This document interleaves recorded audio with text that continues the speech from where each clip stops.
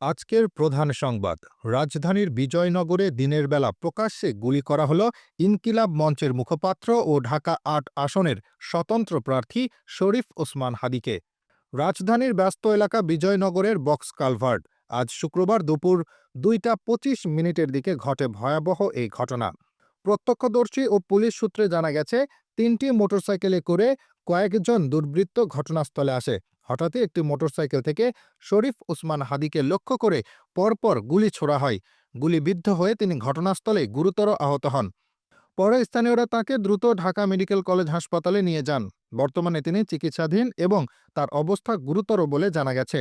এ বিষয়ে ঢাকা মহানগর পুলিশের গণমাধ্যম ও জনসংযোগ বিভাগের উপকমিশনার ডিসি মোহাম্মদ তালিবুর রহমান জানিয়েছেন, ২টা ২৫ মিনিটে বিজয়নগরের বক্স কালভার্টের সামনে মোটরসাইকেলে আসা দুর্বৃত্তরা হাদীকে লক্ষ্য করে গুলি করে পালিয়ে যায়। ঘটনার তদন্ত চলছে।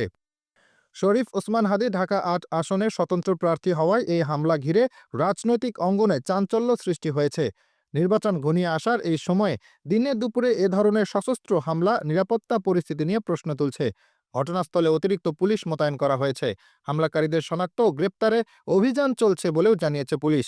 এই ঘটনায় নতুন কোনো তথ্য পেলে আমাদের চ্যানেলে সবার আগে জানানো হবে।